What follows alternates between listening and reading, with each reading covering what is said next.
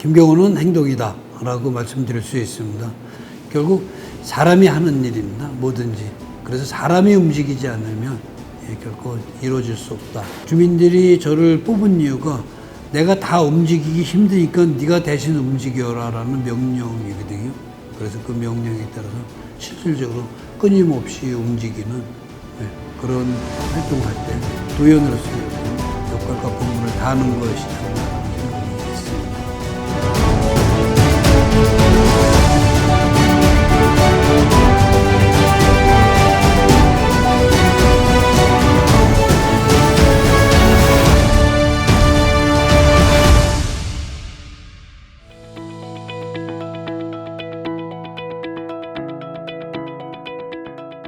전에는 이제 평범한 사람이었었고요. 지극히 이제, 근데 사실 뭐 평범하다고 말하기는 좀 어려울 수도 있긴 한데요. 시민사회 활동을 좀 많이 했었습니다. 의제 21이라고요. 거기서 보면 지속 가능한 지구를 위해서 우리가 어떻게 해야 될 것인가. 그런 부분들을 굉장히 고민을 좀 많이 해봤었고요. 두 번째로는 저희가 이제 팔당유역에 살고 있습니다. 팔당유역에는 진짜 각종 규제로 인해서요. 그것도 중첩 규제로 인해서 굉장히 살기가 어렵습니다. 우리가 주로 해왔던 일들은 우리가 물을 깨끗이 할 테니까 규제를 개선해달라. 그리고 우리가 지역이 발전하면 발전할수록 우리 스스로 그 자연환경을 지키고 물을 보존하는 활동을 하겠다라는 그런 운동들을 계속해서 해왔었습니다. 우리나라 같은 경우에 있어서는 제도주의를 표방을 합니다. 그래서 제도를 실질적으로 바꿔보는데 그러면 바뀌지 않을까라는 그런 생각을 했었죠. 한때 저도 이제 시민사회 운동을 하면서 뭐 도조례나 아니면 시군 조례들을 이제 고치는 일도 좀 했었고요.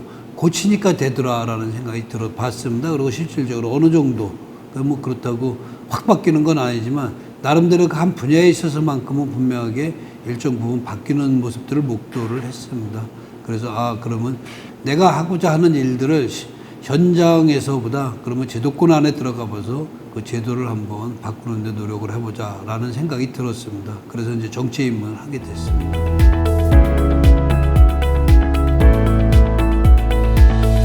물론 이제 입법 활동이 굉장히 중요한 활동이고요. 그 중에 있어서 제가 조례 개정을 한 게 한 가지가 있습니다. 그 뭐냐면 경기 동북부 지역은 특히 그 경기도에서 낙후 지역에 6개 시군이 있습니다. 포천, 연천, 동두천, 가평, 양평, 여주 이 지역이 굉장히 어렵습니다. 근데 그 경기도에서 그 지역을 대상으로 해서 지원하는 균형발전 회계라는 항목이 있습니다. 그 부분을 통해서 매년 일정 금액을 지원을 합니다. 근데 그 부분들에 있어서 실질적으로 지원을 할 때 70억씩 매년 지원해서 5년간 지원을 하거든요. 57이 30억, 그래서 350억이 가는데 실질적으로 350억 원이 그 지역에 간다고 해서 그 지역이 진짜 획기적으로 발전하느냐 그건 아니거든요. 그럼에도 불구하고 실질적으로 그 돈은 굉장히 필요합니다. 그래서 그 350억을 그러면 늘리는 방법을 좀 연구해 보자라고 해서 조례를 그 수입원, 그 균형발전회계 수입원을 늘리는 작업을 좀 했었습니다. 조례 개정을. 그래서 그 수입원이 도보통세의 1.5%를 갖다가 수입원으로 하고 있는데요. 요거를 2%로 상향 조정하는 조례 개정을 했죠.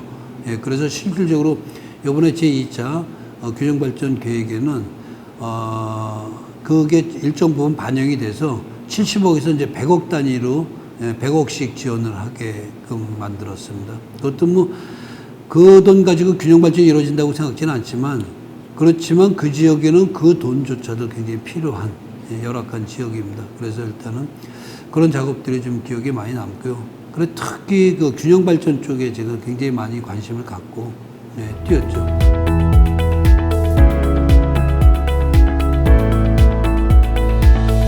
이제의 현안은 저거죠. 그 뭐냐면 현실적으로 가장 중요한 부분들이 도 전반에 대한 것들을 좀 점검을 해야 되는데 국회 기재는 그 국가 행정이나 아니면 국가 재정에 대한 전반적인 것들을 관리를 합니다.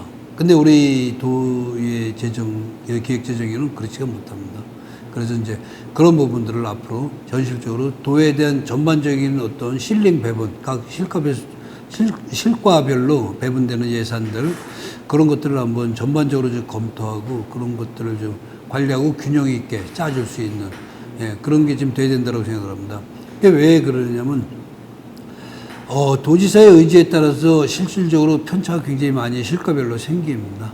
도지사의 어떤 공약 사업들이나 이런 부분들이 부서에 많이 관계되는 부서들이 있잖아요. 그럼 그런 분들이 굉장히 많이 가고 또 상대적으로 소외되는 부분들도 분명히 있죠.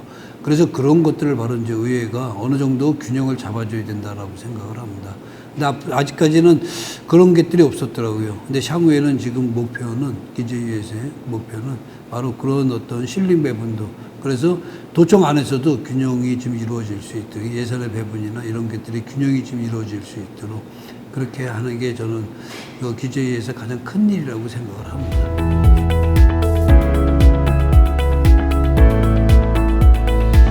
그 가평 군안에 가평 조정면이 있고요. 어디가 있느냐면 가평읍이 있습니다. 이거를 연결하는 도로가 사실은 굉장히 중요해요. 가평군에서. 왜 그러냐면 조정면 사람들이 가평읍을 군청을 가려고 하면 1시간을 가야 됩니다. 버스를 타고 돌아서. 근데 그 도로만 뚫리면 10분 안에 갈 수 있습니다. 그래서 우리가 가평이 발전 못하는 이유 중에 하나가 이 상권이 굉장히 그 중심 상권이 발달하지 못하는 구조적인 문제를 안고 있어요. 왜 그러냐면 워낙 땅덩어리가 넓습니다. 그래서 가평은 춘천 상권을 갖고 있고 조정은 포천 상권을 갖고 있고 청평 설악은 남양주 상권을 갖고 있습니다. 그러니까 중심 상권이 발달하지 못하니까 돈이 지역에서 흐르지 못하고 전부 외부로 유출이 되죠. 그래서 이제 그런 부분들의 원인 분석을 해보니까 결국은 가평에서의 가장 중요한 거는 도로망이다라는 거죠. 그래서 도로망을 한 곳으로 집중시켜서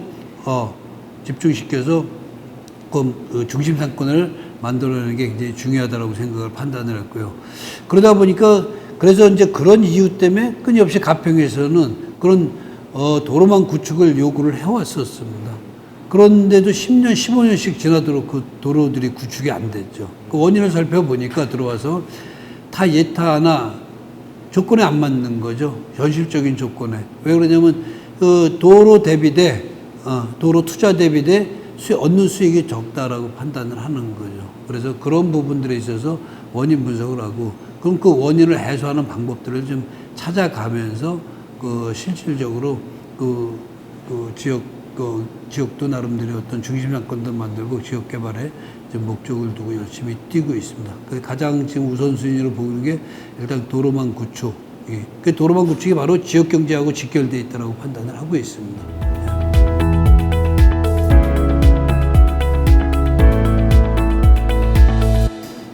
실천이라고 생각을 합니다. 실질적으로. 왜 그러느냐면 그 모든 것들을 다 시민사회도 활동이고 실천이고 그 다음에 정치도 결국 실천입니다. 그래서 그 부분들이 내가 뭐든 꿈꾸고 그 다음에 생각해왔던 모든 것들이 현실적으로 이루어지기 위해서는 내가 움직이지 않으면 절대 안 되더라고요.